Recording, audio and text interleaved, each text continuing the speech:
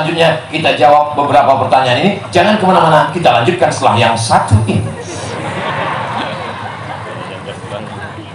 Satu, mengapa Allah menciptakan apa ini? Nafsu. Kenapa Allah menciptakan nafsu? Iya juga ya. Allah menciptakan. Ada makhluk isinya nafsu aja, nggak ada akalnya. Ayam, kambing, kucing, ila akhirih. Tapi ada satu makhluk nggak ada nafsunya. Yang ada hanya budi baik, pekerti baik saja. Ini adalah malaikat. Yang ini nggak ada nafsunya, yang ini isinya nafsu saja. Maka diciptakan Allah makhluk yang baru. Inni ja'ilum fil ardi. Inilah dia makhluk yang baru.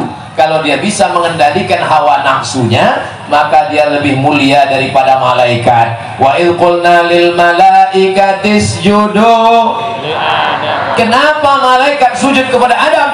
Karena Adam punya hawa nafsu, tapi dia bisa mengendalikan hawa nafsunya. Nafsu ada 3 levelnya. Nafsu yang pertama, inna nafsa la ammaratum bisu. Selalu ngajak yang jahat, ngomongnya kotor, pikirannya kotor, perbuatannya kotor, bisu. Yang kedua, udah mulai ada baik-baiknya, namanya nafsul lawamah. Tergantung dia yang ngajak siapa. Kalau ada yang ngajak, ayo kita pengajian, oke. Ayo kita mabuk, oke juga. Ini namanya lawamah. Tapi kalau dia sudah bisa menangani hawa nafsunya, ini level yang ketiga. Itulah yang dipanggil oleh Allah. Ya ayyatuhan nafsul mutmainnah. Ini nafsu yang mutmainnah. Insya Allah adik-adik yang ada di depan ini, itu semuanya sudah sampai level nafsu mutmainnah. Sudah mampu mengendalikan hawa nafsu. Umat Islam bukan menghilangkan nafsu, enggak. Islam tidak disuruh menghilangkan nafsu, mengendalikan hawa nafsu. Makan, kulu, makanlah. Boleh makan? Boleh, tapi tidak semua dimakan. Semua yang merayap boleh dimakan, kecuali kereta api karena keras. Semua yang berkaki 4 boleh dimakan, kecuali meja karena keras.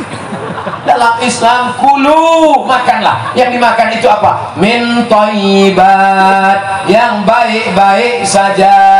Thayyib artinya baik. Adik-adik kalau taman pesantren nggak bisa dikecoh orang, nggak bisa disesatkan orang. Thayyib baik. Tapi begitu dia nggak tahu bahasa Arab, thayyib nggak pulang-pulang.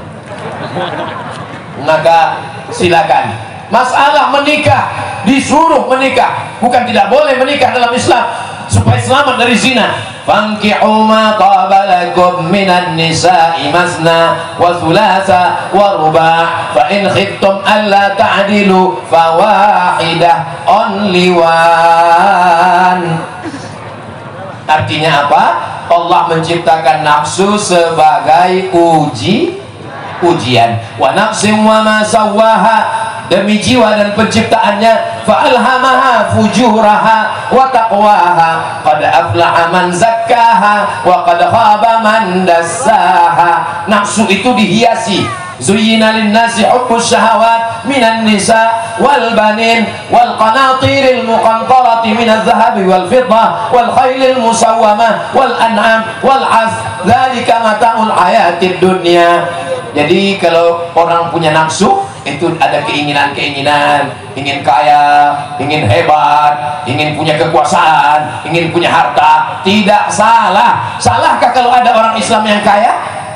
Tidak salah. Kekayaannya untuk menolong agama Allah. Man bana masjidan, siapa yang bangun masjid, falallahu mithlahu baitan fil jannah, dibangunkan Allah untuknya satu tempat di surga. Salahkan orang Islam punya istri, punya anak? Enggak salah. Gunanya untuk apa? Kalau dia punya anak, anaknya waladun salihun. Kalau dia punya istri, istrinya imra'atun salihatun tu'inu ala imanihi, yang membantu iman suaminya.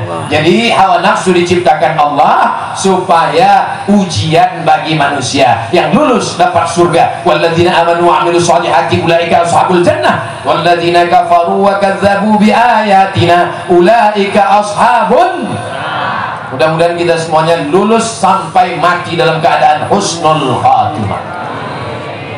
Ustaz, saya selalu ingin buat jahat, mata saya jahat, telinga saya jahat, berarti kamu masih hidup.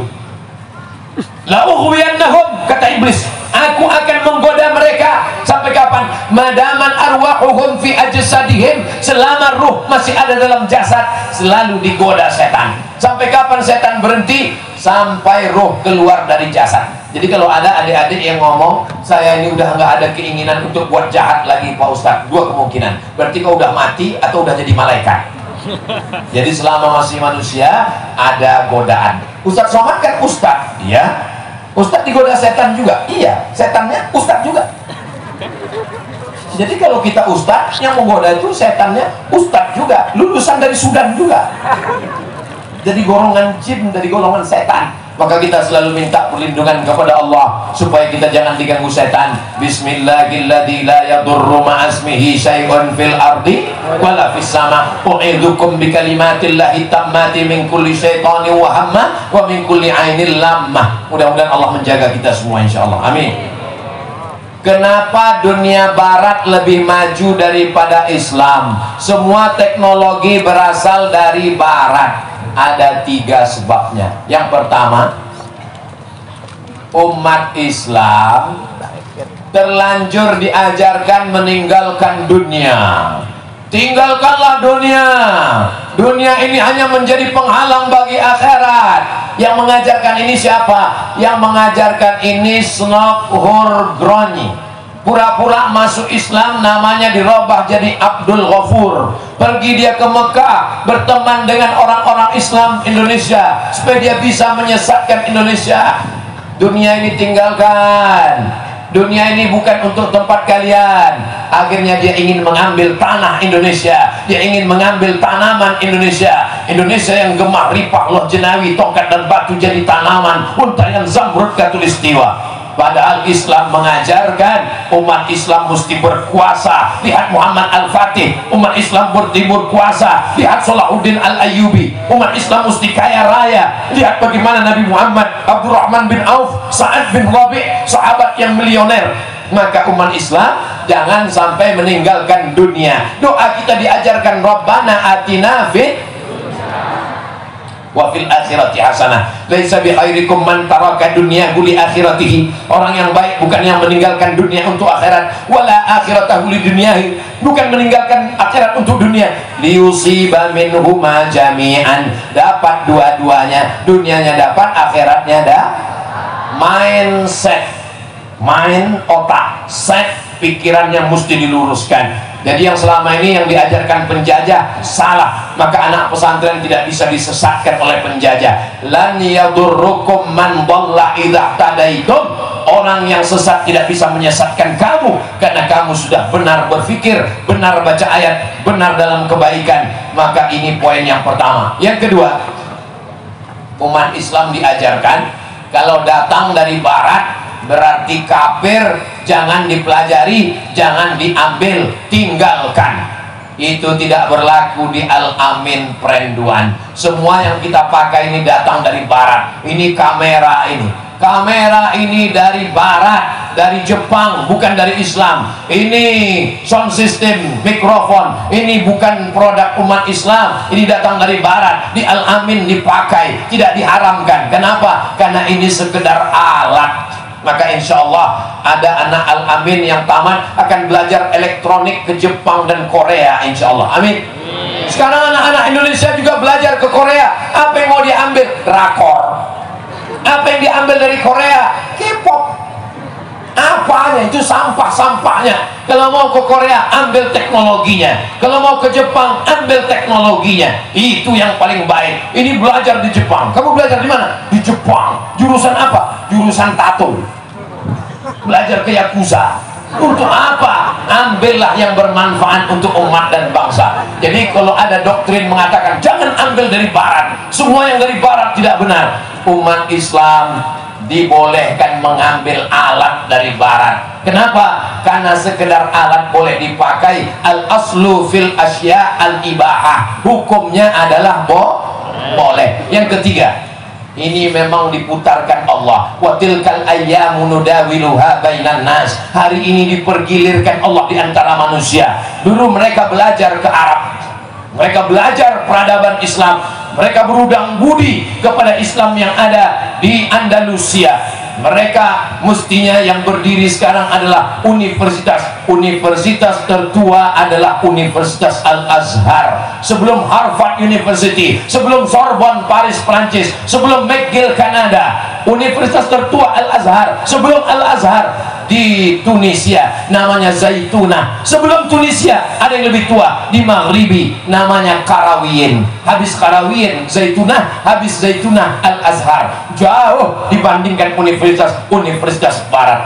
Saya tetap optimis di masa akan datang teknologi kemajuan tetap dipegang oleh anak-anak umat Islam, dan itu adalah alumni-alumni pesantren yang bisa bahasa Inggris, yang punya cita-cita tinggi, yang punya iman yang kuat berkat pendidikan barokah dari para kiai, dari para alim ulama, insya Allah. Amin ya rabbal. Terakhir, bagaimana hukum orang yang sengaja melupakan hafalan Al-Quran? Al-mahiru bil Quran ma'as safaratil kiramil bararah. Orang yang mahir membaca, menghafal Al-Quran, nanti dia akan dibangkitkan di padang mahsyar bersama para malaikat. Lihat kanan malaikat, kiri malaikat, depan malaikat, belakang malaikat, atas malaikat. Kenapa aku bangkit bersama malaikat? Karena kamu penghafal Quran. Maka orang yang tidak menghafal Quran, yang sudah hafal melupakan, maka mereka tidak mendapatkan kehormatan kemuliaan ini. Orang yang sudah berusaha menghafal Quran lalu membiarkan hafalannya hilang tanpa ada usaha, maka sesungguhnya dia sudah melecehkan Al-Quran, kecuali memang dia lupa karena pikun. Saya punya kawan sahabat pulang dari Mesir pakai sepeda motor, lupa bawa helm, jatuh, hilang. Dia bilang, "Mat, aku dulu sempat hafal Quran, tapi sekarang sudah hilang gara-gara aku jatuh." Saya bilang, dulu di kampung kami, kalau ada radio yang rusak karena jatuh, itu dijatuhkan lagi, biasanya balik lagi. Saya bilang, coba jatuh sekali lagi. Kata dia, saya takut kalau saya jatuh sekali lagi, Al-Fatihahnya pun hilang juga. Jadi kalau karena darurat, karena musibah, tapi kalau karena sengaja, maka dia sudah melecehkan. Padahal Allah sudah memberikan kemuliaan, dia sudah diberikan tajun minan nur, bangkit bersama para malaikat. Khairukum, orang yang paling baik bukan Abdul Somad yang berdiri di mimbar. Man ta'allamal Qur'ana wa 'allamahu, orang yang belajar Quran dan mengajarkan Quran. Maka adik-adik terus murojaah, jangan sampai hilang. Paling tidak 1 hari 2 juz. Kalau saya Pak Ustadz 1 hari 3 juz, mantap. Tapi juz saya juz melon, juz pokat, juz mangga, juz Al-Quran. Mudah-mudahan adik-adik semua semakin bertambah hafalannya, semakin semangat, dan jangan sampai hilang hafalannya, insya Allah. Allahumma rahamna bil Quran waj'alhu lana imamau wa nurau wa hudau wa rahmah. Allahumma minhuma nasina wa dhakkirna jahilna warzuqna tilawatahu ana al-laili wa atrafan nahar waj'alhu lana hujjatan ya rabbal alamin. Mudah-mudahan ketika adik-adik hafal Quran dan diminta oleh Allah Ta'ala, hai penghafal Quran, kamu diberikan 70 syafaat, siapakah yang mau kamu berikan? Nanti adik-adik akan memberikan kepada ayahnya, kepada ibunya, kepada anaknya, kepada suaminya, kepada istrinya, kepada saudaranya, kepada gurunya. Jangan lupa berikan untuk Ustaz Abdul Somad Sati. Mau? Kalau Ustaz Somad meninggal dunia, mau mendoakan? Mau mengirimkan Al-Fatihah? Janji? Jangan ada dusta di antara kita. Mudah-mudahan pertemuan ini, walaupun Ustaz Abdul Somad tidak mengajar kalian imla di kelas, walaupun Ustaz Abdul Somad tidak mengajarkan muhadatsah mutalaah, walaupun Ustaz Abdul Somad tidak mengajarkan tasrif, nahwu, balaghah, mantik dan bayan, walaupun Ustaz Abdul Somad tidak mendidik, tapi Ustaz Abdul Somad ingin mendapatkan doa barokah dari adik-adik semua. Mudah-mudahan kita selalu diberikan kebaikan-kebaikan. Puncak dari tausiah bukan tabligh akbarnya, puncak dari tausiah kesantrian bukan dari pengajiannya, tapi puncak ada pada doanya. Maka aminkan doa kiai kita dengan kekhusyuan, dengan kebaikan. Mudah-mudahan adik-adik semua jadi anak-anak yang soleh dan solehah, dibukakan pintu hati untuk belajar dan mengajar, dijadikan para penghafal Quran mujahid fisabilillah, membahagiakan orang tua, bermanfaat untuk umat dan bangsa. Terima kasih atas segala perhatian. Mohon maaf atas segala kesilapan dan kekhilafan. Ditutup dengan pantun penutup, menangkap puyuh di Bukit Selasih. Thank you dan terima kasih.